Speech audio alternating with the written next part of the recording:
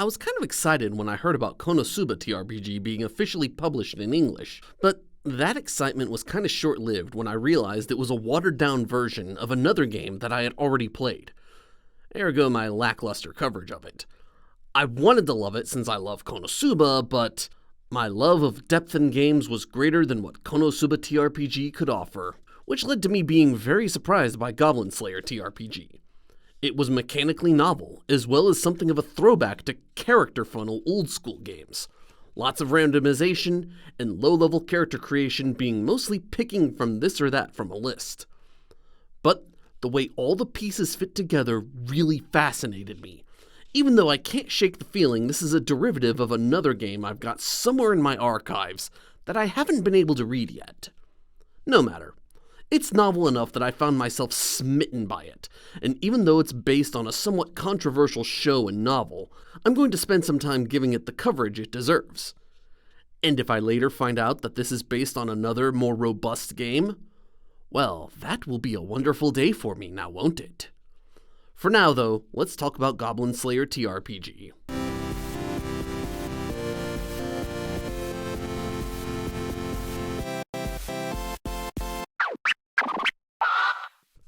This is based on an anime of the same name, Goblin Slayer.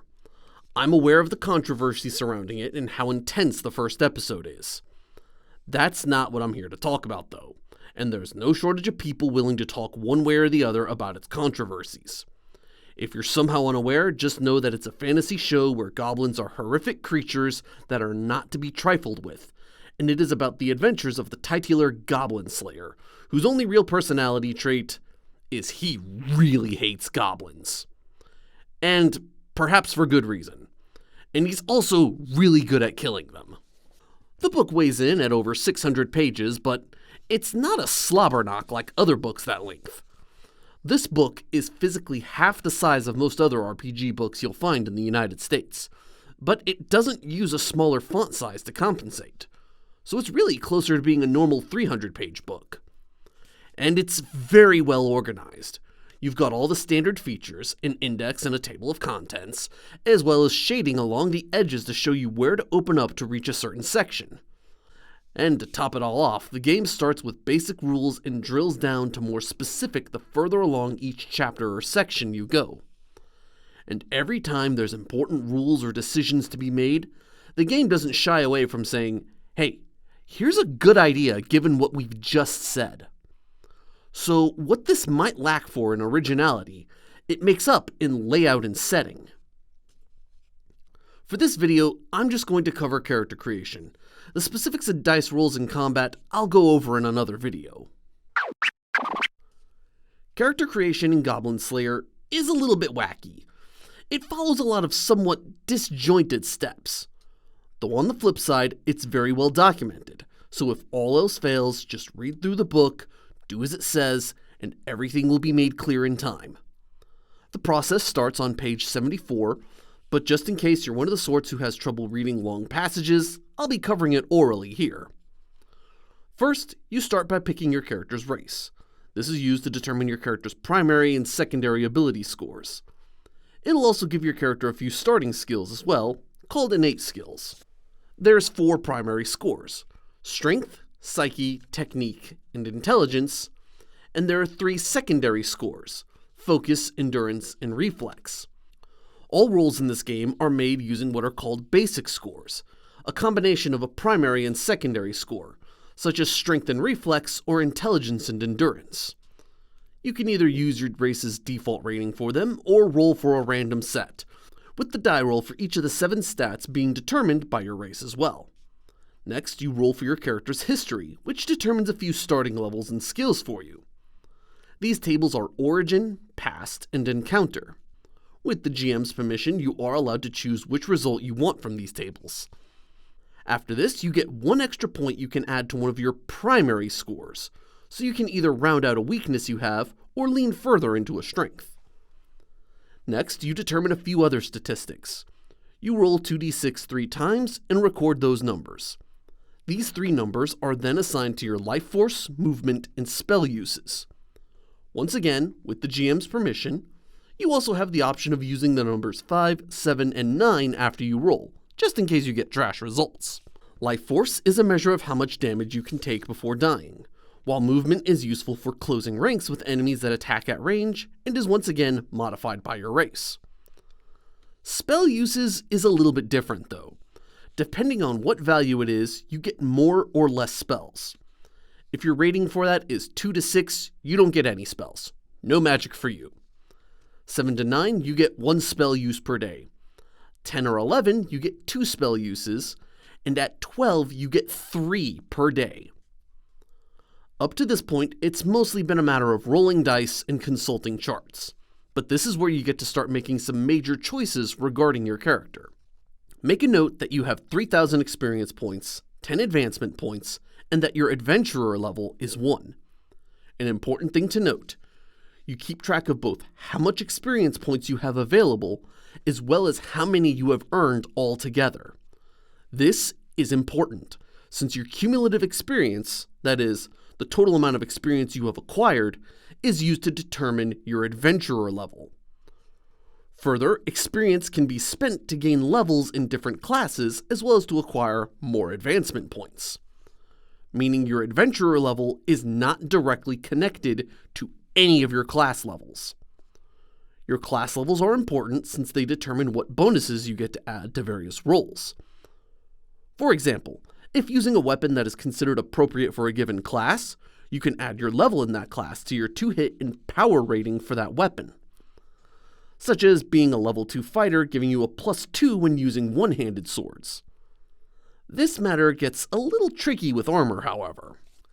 If you're wearing armor that is not appropriate for a given class, you cannot use any class bonuses for that class based on strength or technique.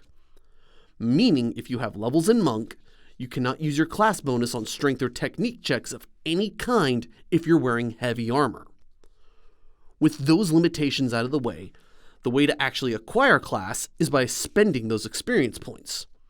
To gain the first level in a class, you need to spend 1,000, and to advance it from 1 to 2 is another 1,000, and to go from 2 to 3 is 1,500. A full chart for class levels is on page 223, but the excerpt from page 92 is sufficient for character creation, since it is mathematically impossible to go any higher than level 3 at this point. Your advancement points are used to acquire skills, both adventuring and general. Adventuring skills are things that generally make your character better at fighting and spellcasting, while general skills are your less combat-oriented skills. At character creation, no skill can be rated at higher than the beginner level, and it costs 5 advancement points to gain an adventuring skill at the beginner rank. Meanwhile, general skills only cost 1 advancement point to gain a beginner. If you're unsure of what to pick, the chart on page 100 gives some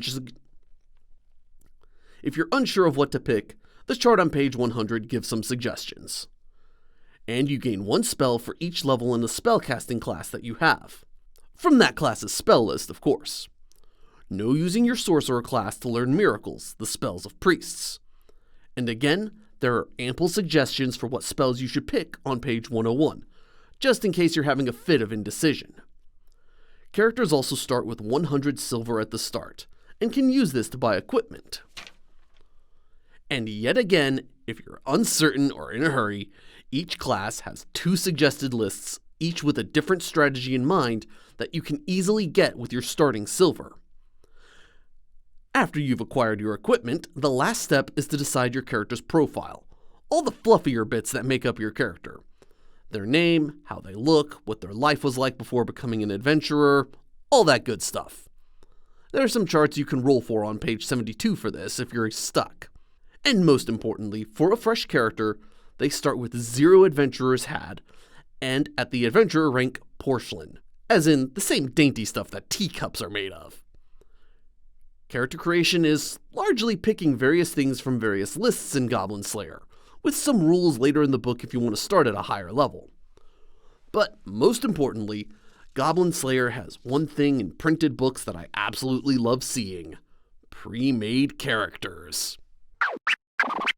I'm going to wrap this up with an example of me making a character of my own.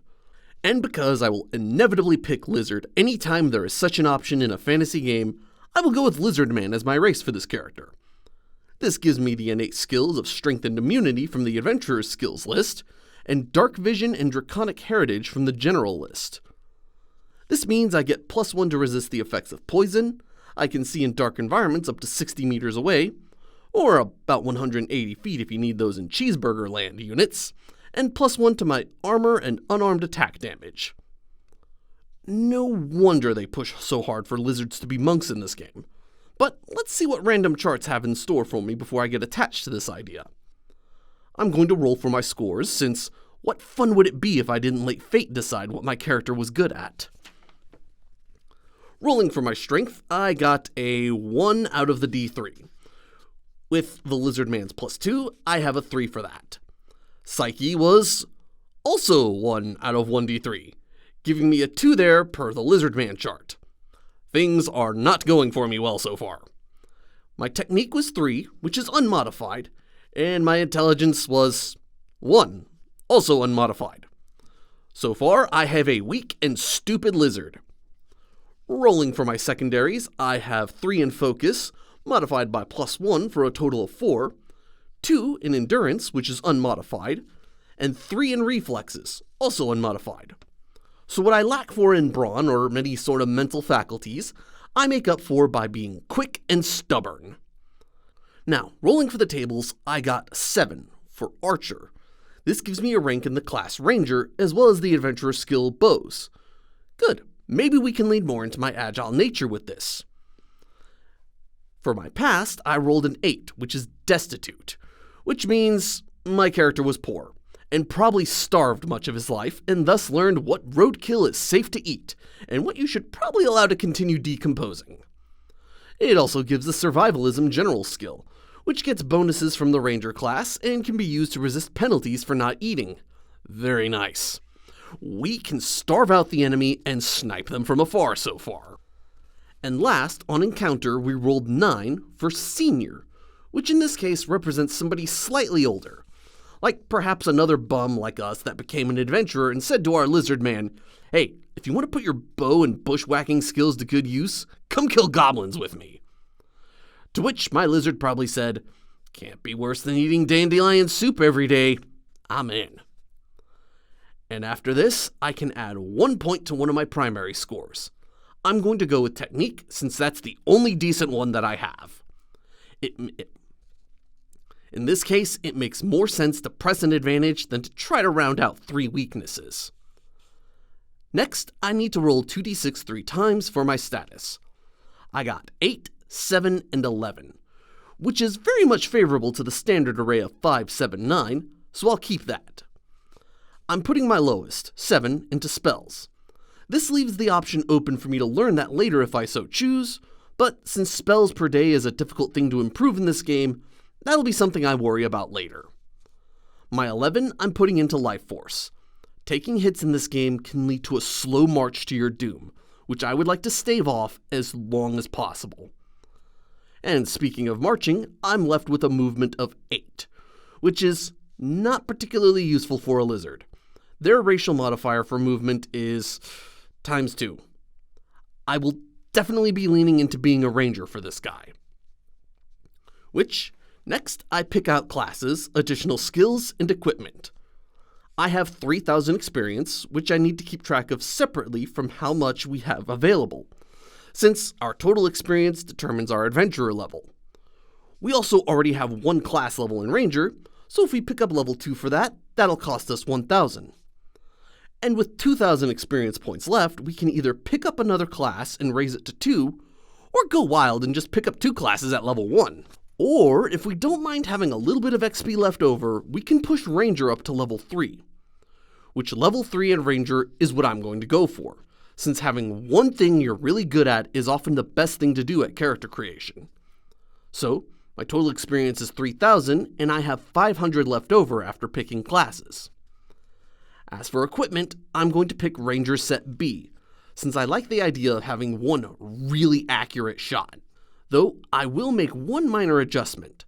It starts with leather armor, but since I have 7 silver left over, and the price difference for leather armor and ranger coat is 5 silver, I'll pay the difference to have the ranger coat instead of the leather armor.